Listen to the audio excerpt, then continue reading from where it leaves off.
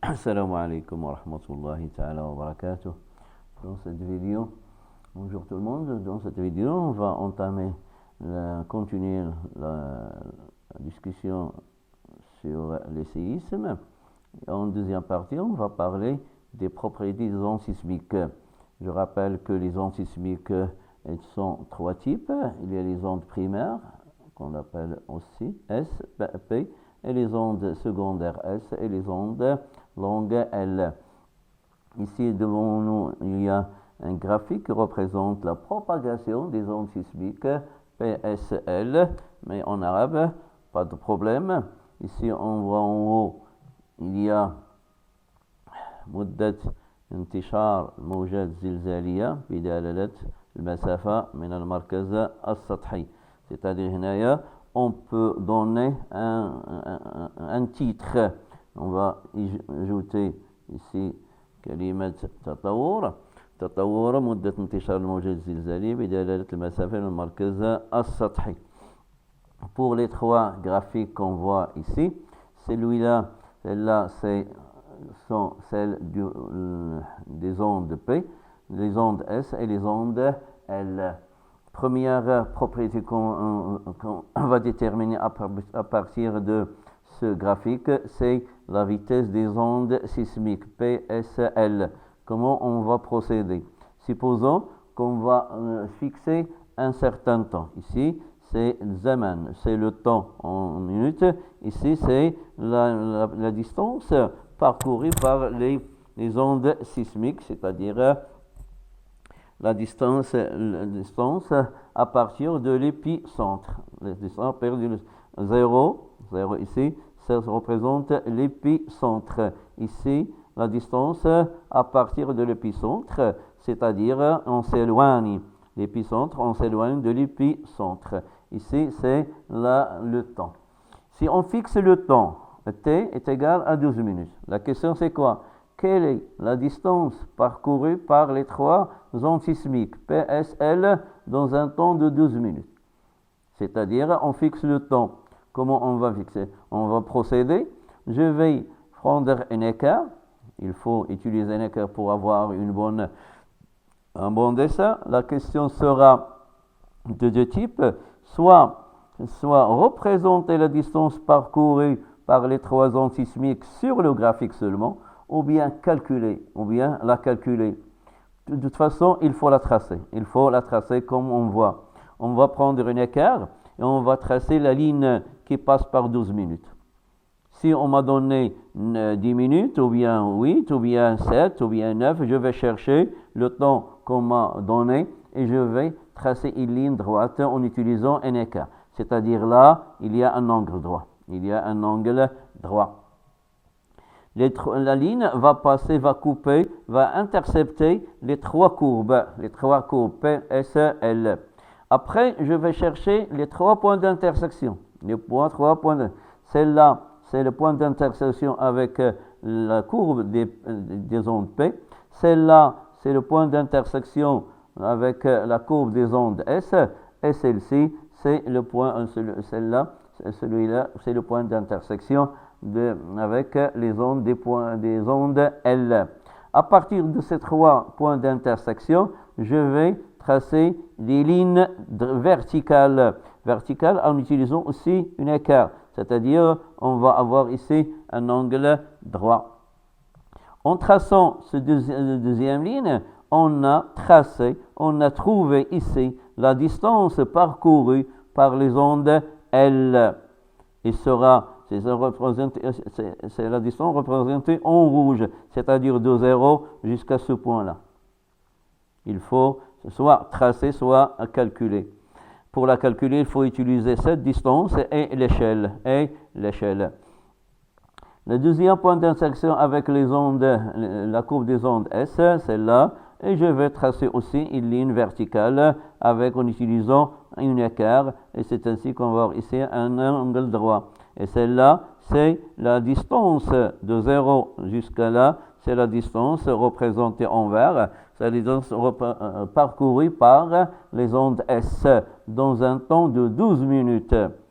Pour les ondes L, voilà le point d'intersection avec la ligne. Et je vais tracer une ligne verticale. Et c'est ainsi qu'on va voir ici un angle droit. Et celle-là, c'est la distance parcourue par les ondes L dans un temps de 12 minutes. Si je calcule la vitesse, je représente, avant de calculer, je vais comparer les trois distances. Je vois que la distance L est plus courte que la distance S et la distance S est plus petite que la distance P. Cela veut dire quoi? Cela veut dire que les ondes P ont parcouru une grande distance. On s'approche ici de 10 000 kilomètres. Ici, il y a 5 000. La distance de S est plus courte que celle parcourue par P. Mais elle aussi a parcouru une petite distance en comparaison avec S et en comparaison avec L. Cela veut dire quoi? Si on calcule pour faire une conclusion, la vitesse, c'est quoi la vitesse? C'est la distance divisée par le temps. Pour les ondes P, la vitesse est égale à la distance P. La distance P, c'est une grande distance. C'est à peu près 7500 km divisé par 12 minutes. Pour les ondes S, la vitesse est égale, c'est moins que 5000, ici, on voit ici, c'est moins que 5000. À peu près, on va dire que, par exemple, 4000 km en l'espace de 12 minutes. Pour les ondes L, la vitesse, c'est celle-là, c'est moins que 4000. C'est moins que 4000. Par exemple, on va dire que c'est 3000 km divisé par 12 minutes. Ici, on a trois fractions qui ont le même dénominateur. Le plus grand de ces fractions-là, c'est celui qui possède la plus grande numérateur. Le plus petit, c'est celui qui possède la plus petite numérateur.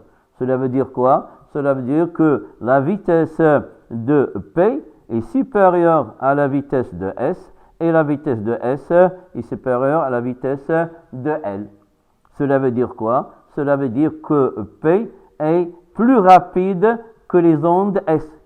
Et les ondes S sont plus rapides que les ondes L. L, ce sont les ondes les plus longs, c'est-à-dire ils ont une faible vitesse en comparaison avec S, et la vitesse de S est inférieure à la vitesse de P, c'est-à-dire, je répète, P, c'est les ondes les plus rapides. C'est pour cela que dans cet exemple, en l'espace de 12 minutes, ils ont parcouru à peu près 7500 km.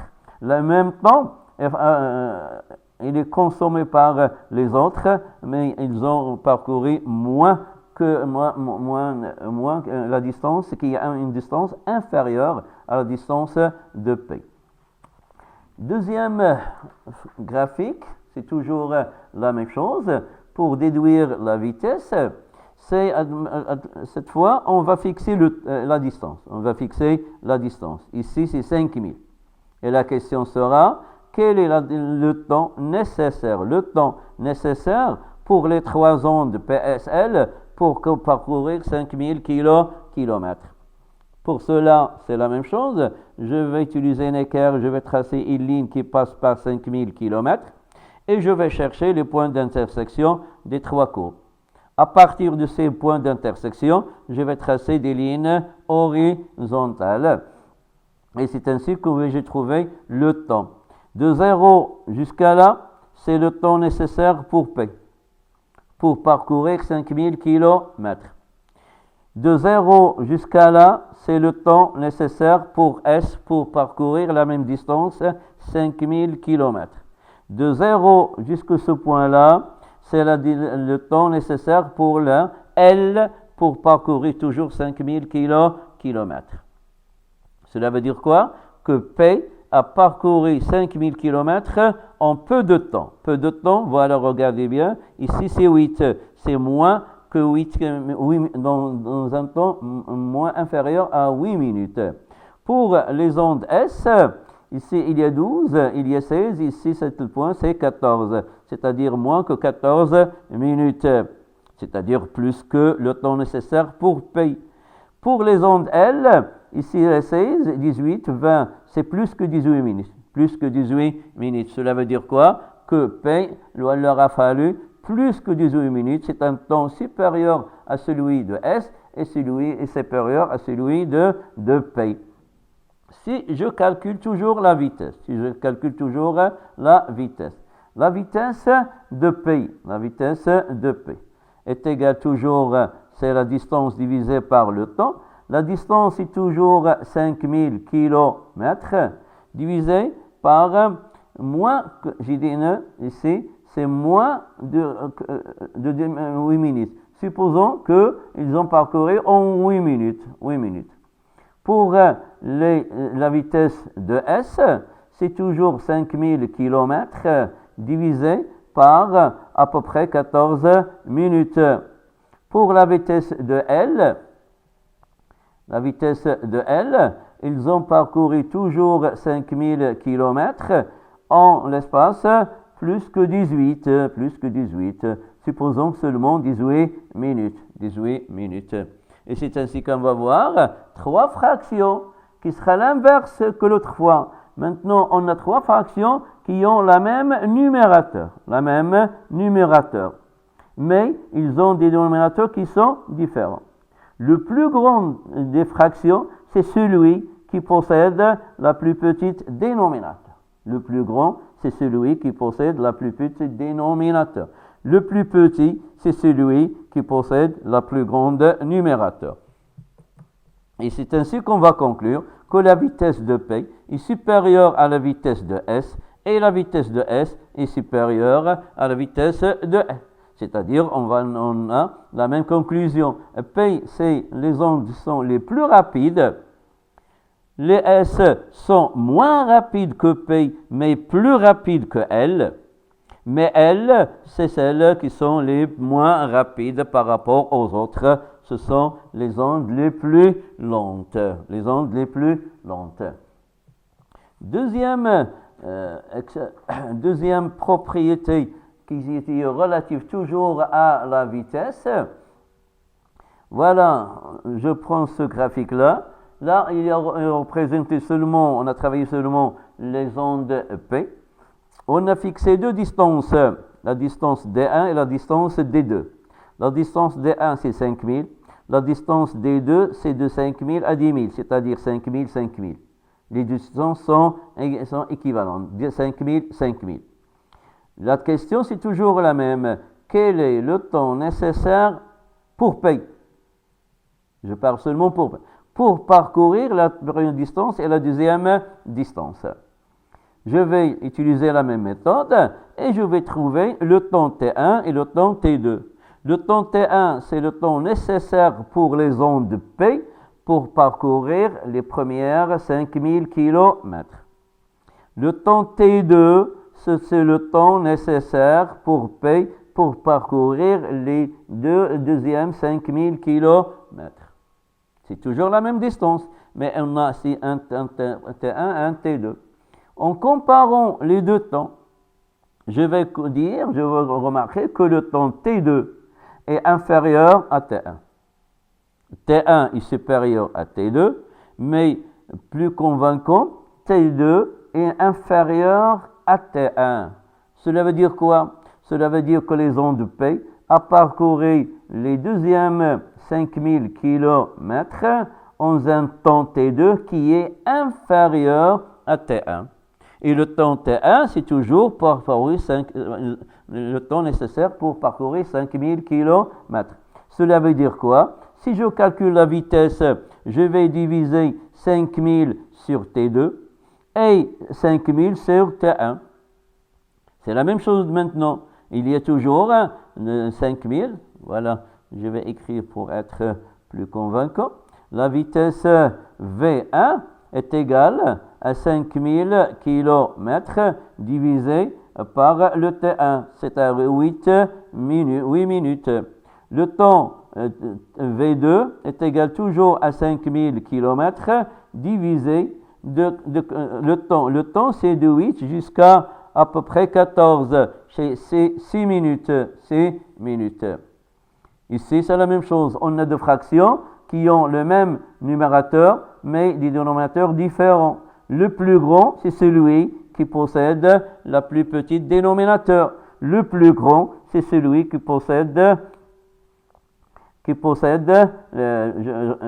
le plus grand, c'est celui qui possède la plus petite dénominateur. Le plus grand, c'est celui qui possède la plus grande dénominateur. Cela veut dire que la vitesse V2 est supérieure à la vitesse V1. C'est-à-dire, au départ, les ondes P, ils ont une vitesse V1, mais au fur et à mesure, en s'éloignant de l'épicentre, leur vitesse augmente. C'est pour cela que la courbe des ondes P, elle est parabolique. Elle est oblique, parabolique, courbée. C'est ce que ça veut dire que la vitesse des ondes P augmente en s'éloignant de l'épicentre. Si je fixe aussi 5000 km, par exemple, troisième 5000 km, je vais avoir un temps T3 qui est inférieur à T2. Cela veut dire que la vitesse V3 sera supérieure à la vitesse V2. Cela veut dire quoi? Que la vitesse des ondes P augmente en s'éloignant de l'épicentre. Pour les ondes S, c'est la même chose. Ici, on va fixer les deux distances 5000, 10 000, c'est-à-dire D1 est égal à D2, et je vais chercher le temps nécessaire. Voilà le temps T1, voilà le temps T2. C'est la même remarque. T2 est inférieur à T1. Cela veut dire quoi? Que la vitesse lors de la deuxième période est supérieure à la vitesse pendant la première période. Et c'est la même chose, la même conclusion, c'est quoi? C'est que la vitesse des ondes P augmente en s'éloignant de l'épicentre. Ils ont la même forme, les ondes PS, ils ont une forme parabolique. Mais ici, est plus bas que les ondes S. C'est normal. Pourquoi? Parce que la vitesse de P est supérieure à la vitesse de S. C'est pour cela que si on compare le temps T1, T2 de S avec le temps T1 et T2 de P, on va voir que les temps nécessaires pour P sera toujours inférieur au temps nécessaire pour S. Cela veut dire quoi? C'est la première conclusion, c'est que la vitesse P a une vitesse qui est supérieure à la vitesse de S. Pour les ondes L, au contraire, si vous remarquez bien, ils ont une ligne droite. Cela veut dire que quoi? Que la vitesse de L ne change pas. Comment on va procéder? C'est la même chose. On va prendre deux distances D1 et D2 qui sont égales et je vais chercher le temps nécessaire pour les ondes L pour parcourir le D1 et D2. Et je vais trouver T1 et T2. Si je compare les deux temps, je vais trouver que T1 est égal à T2. Les deux distances sont égales, les deux temps sont égaux, c'est-à-dire qu'on a la même vitesse. C'est pour cela que la forme de la courbe L, elle est tout à fait rectiligne. Cela veut dire, j'ai dit que la vitesse de P ne change pas, elle est constante. Malgré, si on s'éloigne de l'épicentre, la vitesse de P ne va pas changer tout au long de sa parcours dans la croûte terrestre. Parmi aussi les caractéristiques des ondes P, il y a aussi d'autres caractéristiques. C'est que les ondes P, ils ont une capacité de traverser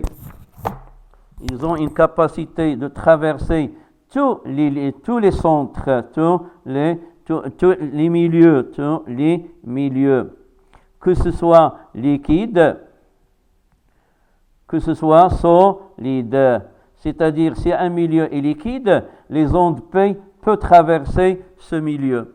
S'il est solide, les ondes P traversent ce milieu.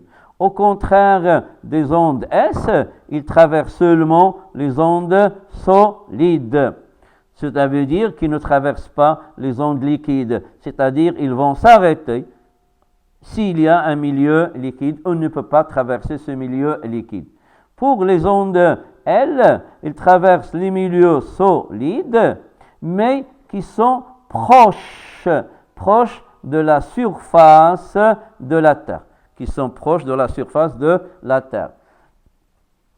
Il y a une ressemblance entre S et L, mais il y a une différence en même temps. Ils traversent les milieux solides tous les deux, mais S traverse les milieux solides n'importe où, c'est-à-dire à n'importe quelle profondeur.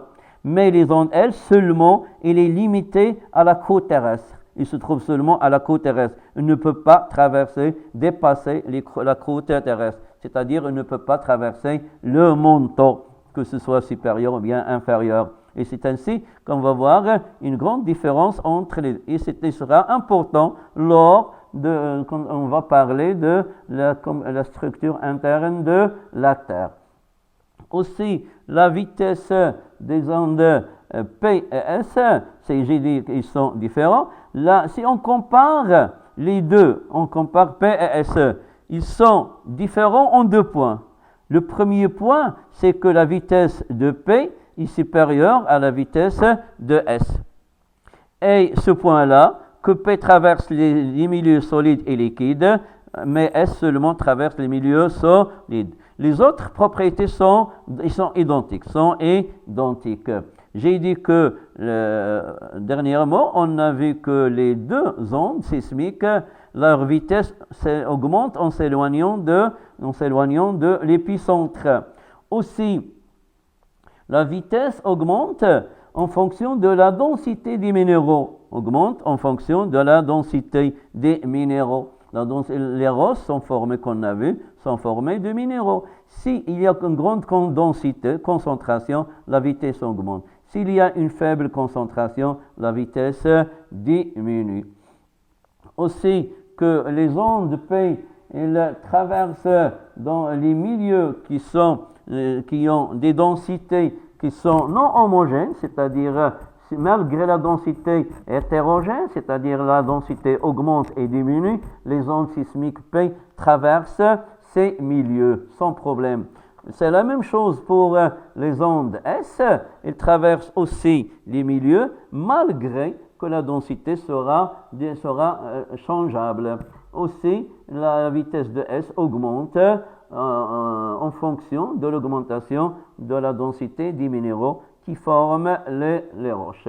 Alors que les ondes L, ils traversent, ici on a une densité qui est différente, hétérogène, différente. Ici on a une densité qui est homogène. Cela veut dire quoi? Cela veut dire que les centres les milieux ont la même densité. C'est-à-dire, s'il y a une augmentation, une diminution de la densité, il y aura un problème pour les ondes L. Et c'est ainsi que je vais terminer ce vidéo-là consacré à la propriété des ondes sismiques. Ces ondes sismiques seront avec une grande utilité lors du prochain vidéo en parlant de la structure interne de la Terre. Assalamu alaikum wa rahmatullahi